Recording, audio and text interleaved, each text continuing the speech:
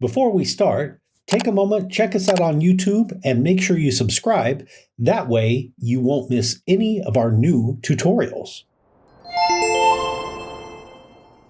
Hey everyone, this is Mike Mitchell with Ethicly, and in this quick tutorial, I want to show you how you can update information that you have between Google Classroom and Ethicly. So let me just jump in and show you, I think, what is probably the most common scenario here. I'm in Ethicly right now. Let me just switch over into Google Classroom. And again, just kind of orient. I've made this class, my period 1 class. If I go into that and I go into people, I have 2 students now. I just added Maria.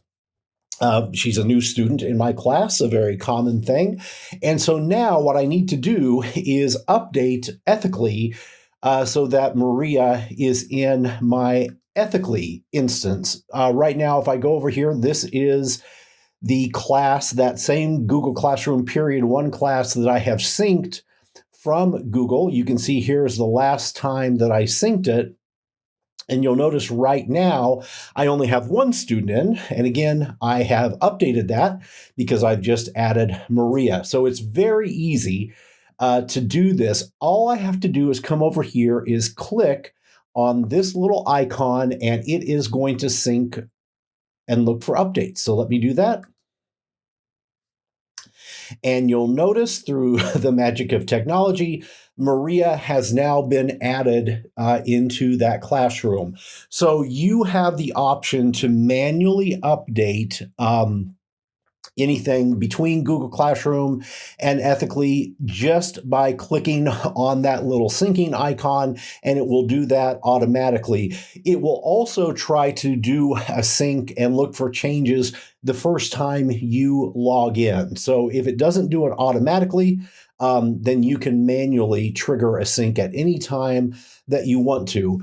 Now, the rule of thumb here is that if you are going to be using classes that you have created in Google Classroom, then the rule of thumb is you want to make any changes in Google Classroom and then sync them back over into Ethicly. In other words, Google Classroom needs to be the source of truth. So for example, if one of these students was no longer in my class, maybe they moved or they got moved into a different classroom for some reason, what I would want to do is come back over here into Google Classroom, make that change here, and then come back over into Ethicly and sync. So when you're using Google Classroom and Ethicly, Google Classroom really needs to be where you make any changes in terms of your rosters, anything like that.